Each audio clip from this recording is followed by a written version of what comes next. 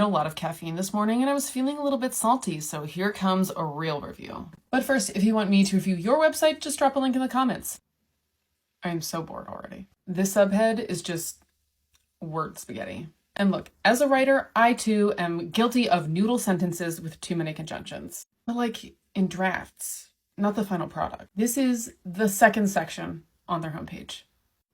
I regret to inform you that no one cares what's new. But this does not look new. It's giving 2012 cyber vibes, which I also regret to inform you was 11 years ago. Instead of saying that someone needs to understand something, get right to the point about what they need to understand. Like, what's the unique threat? What risks are we remediating? Here's how I usually make messaging like this better. I ask you, why do we need visibility, security testing, and remediation? Then you tell me, and I ask you again, why? And then you tell me again, and I use that answer to craft my copy and showcase your value and the pain points. And then there's this attack of the random title case copy. We've gotten this copy a few different times now of securing your AI and ML systems, but we still don't really know what that means. We also have a pretty bad outbreak of synonyms for products here, and I must remind you that you're not selling a product. You are selling a solution to someone's problems. We are now 4 sections in, and we're randomly talking about Jupyter Notebooks and NB Defense.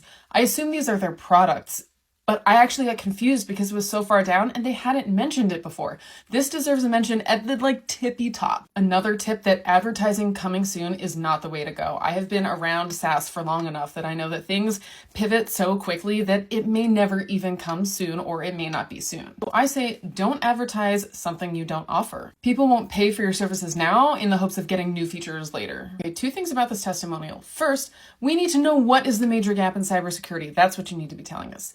2, this guy isn't a customer, he's an investor. If you're quoting an investor, say they're an investor. Even though we're talking a lot about new frontiers and a new and much needed practice, I don't get the feeling that this is a new and cutting edge product. It is hard to convey that something is groundbreaking, but you need to show me. Takeaways: 1, interrogate your offering to get to the bottom of the value. 2, be precise in your copy. 3, don't quote investors.